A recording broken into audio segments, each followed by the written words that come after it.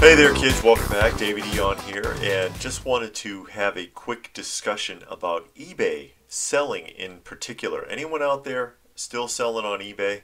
And it's kind of hard not to if you sell, because eBay is the monopoly on online selling platforms. I know there's a few others out there, but they really don't compare to the exposure that you can get from eBay. Unfortunately, you don't have too many choices. So I've watched a lot of transition with eBay over the years. eBay started in the 90s, and I was one of the first big sellers on eBay back in the day, back when I was still a dealer. And this was in the pioneering stages of eBay, if you will, when you couldn't even host photographs on your auction. They didn't have a photos for your auction option at all. You had to have your own website where you put up photos, and you put a link to it in the description so people could go and take a look at pictures of the items, which wasn't easy in of itself because there weren't digital cameras yet either.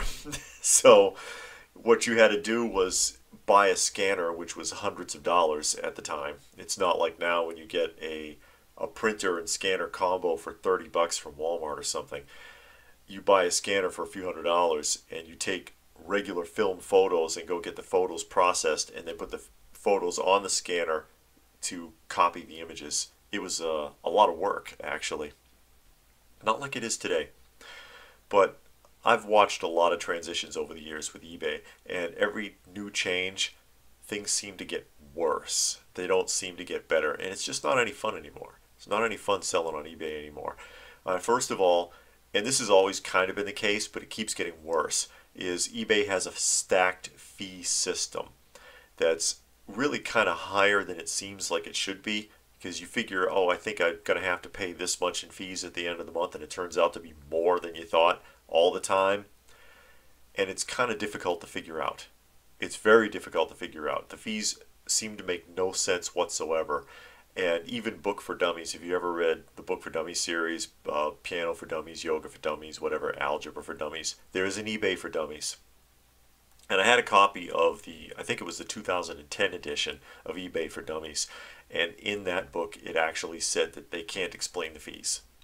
That basically, they give you a general idea, but that it's really too complicated to make it simple. And they had a link to a fee calculator to try to help you figure it out. It just doesn't improve. Also, they have these incentive programs that they use on eBay, where if you do this, you'll get a little bit off of your fees or whatever, and it's so hard to maintain that you can hardly ever really claim the discount. In addition to that, not only are you paying eBay fees, but you're paying PayPal fees, and most customers are going to pay through PayPal. So you're paying fees twice. First of all, multiple times, because again, they have a tiered system where they stack fees within eBay itself, and then you go over to PayPal, and then you got to pay fees again. Another new problem, and this is more recent, is with the tax law changes. Now, most states, and they've been trying to do this for a long time, imposing taxes on online sales, particularly through eBay, since most of the time on eBay it's not really a business, it's a regular person selling to regular people. There's a lot of companies on eBay, but for the most part it's just regular individuals trying to make a few extra bucks, trying to get rid of something, whatever, you know, you get the idea. Well, they've increased these tax laws. Right now, there are 34 states imposing tax laws on eBay sales. 34. And what this means is that when you sell something, eBay automatically taxes the buyer and adds that to whatever they have to pay. And then the state taxing authority gets it automatically. So the seller has nothing to do with it. They never even see the money. They have nothing at all to do with it. eBay does it automatically. But it sucks to buy something for $100. Let's say it's $100 free shipping, right? And then you get an invoice for $110. And you're like, what the hell is this? Well, it's eBay pandering to state taxing authorities. because everybody's got to get their finger in your pie. And that sucks too. And a lot of buyers, they don't understand this. They're like, what are you doing to me? Why you didn't say anything about tax in your auction? I got nothing to do with it. Nothing to do with that. A big one also is postage rates. They keep getting up, and it's confusing. People, the rates change all the time. You think you have it figured out, you think you have it calculated, or it's so high nobody wants to bid. And I've run into that with a lot of stuff shipping around. I ship all over the world, not just through eBay, but through trades and other things that I do. And especially if you live in another country and you have to pay duty on top of your regular purchase, it's outrageous. I know the UK, the taxes they pay on receiving goods through the mail from other countries is just ridiculous. But you have to pay this ever increasing amount for postage. That affects the overall value of the sale. So you're losing more money there. You have to compromise more to make a sale in order to satisfy the difference between the shipping, because of course if somebody's buying something, they're going to calculate the shipping cost in their overall expense. And that just makes sense. But the rates are going up all the time. And this is something I've talked about before, because the rates going up is a direct reflection on you compensating for companies who get big deals.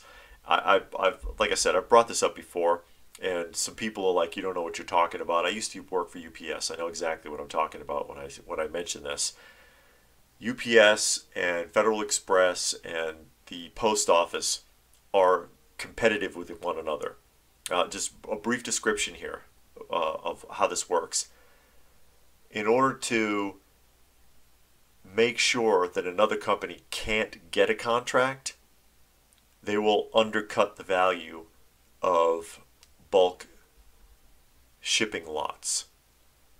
So even though, say for example, on Amazon uses the post office and UPS and their own service, because they're trying to get away from both of them. Amazon's trying to get away from both UPS and the post office to save even more money. But they got the post office and UPS basically choking each other out constantly to be competitive and keep the other guy from getting the big contracts. So they'll undersell themselves to the point where they can't make any money anymore. And that's actually one of the things, without getting too political here, that's one of the things that Trump was on Amazon about. Why the hell aren't you people paying for shipping? Because the post office is basically shipping their stuff for free. They're paying so little through the post office. It's literally costing the post office to ship Amazon packages. But they're undercutting that on purpose to make sure that UPS doesn't get those sales. It's just a dirty practice. It's sharking. But all that aside, the post office and UPS and everyone else, they got to make their money back from somewhere. Where do you think they make it from? They're making it from you. So your rates go up and their rates continue to bottom out. So you're paying for it.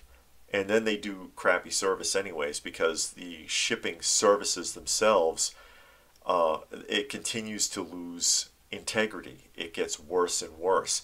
How many videos have you seen me doing unboxings and the boxes are just destroyed and the products are destroyed? And I hear complaints about it all the time from a lot of people on Facebook, a lot of people who message me also on Instagram, things like that. Lots of damaged packages, lots of damaged product, because speed has become more important than quality to these shippers. They don't care. And you can't make them care. I mean, how many packages can Amazon take back? Their returns, if you go and you ask them if you ever have to return something, sometimes Amazon will have you send it back. How do you want to send it back?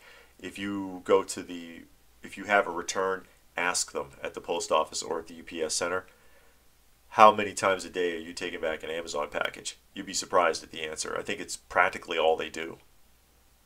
It's all they do is return stuff to Amazon. Amazon doesn't learn their lesson. But if they're not really paying for the postage, paying pennies on the dollar for postage, what do they care? It doesn't seem to make a difference. Another problem and this is a big one, is that sellers cannot leave negative or neutral feedback on a customer.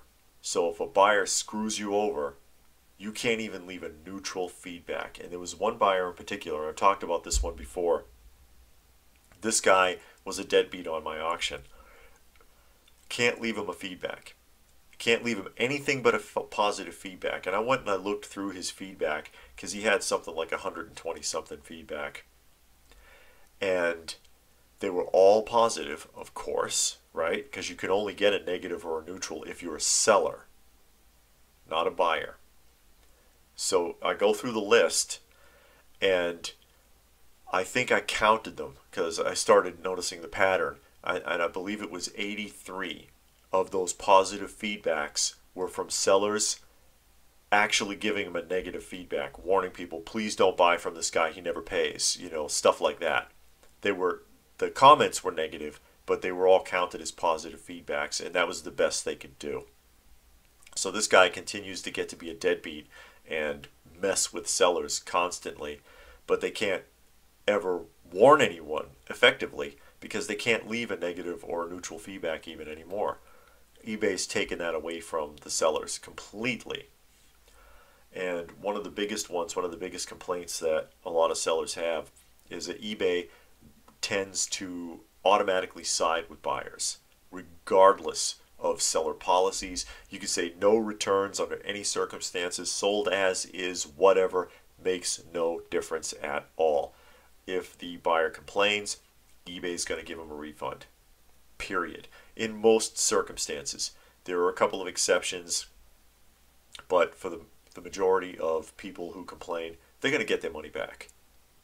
They're going to be able to return the item, or they're going to get a partial refund. They're going to get something. They're going to get something. And a lot of sellers get ripped off this way. And I did a video quite a while back where I had sold something on eBay. If I sell something and I get a return, I film unboxing it. And I got an empty box back. There was nothing in the box. Sent that film to eBay, still screwed me. They still screwed me over. So that's, I heard a cat. I heard a cat in the background. I don't know if you heard that. It's my cat. He's wandering around in here somewhere. Don't know what your experience is, but I hear nothing but negative now coming from eBay sellers and buyers. Actually, a lot of buyers are pretty upset too. That's a different discussion. But they've gotten so big, they can basically do whatever they want. And that's kind of unfortunate because they were one of the pioneers in online auctions, but they've turned into the 800-pound gorilla, if you catch the meaning. Basically, the 800-pound gorilla, what can you do with him? Nothing. What do you do with an 800-pound gorilla? You can't move him. You can't move him. So, I don't know. What do you think? Hey, are you a seller on eBay, or have you been? Have you had a lot of bad experiences? Have you gotten tired of it? Let me know what your thoughts are in the comments section down below. Please do give the video a thumbs up if you get where I'm coming from. Share it if you can. Subscribe if you are new. Check out some of our other videos for more discussions, roundups, unboxings, toy hunts, conventions, and so on. And I will see you again soon. So thanks for watching.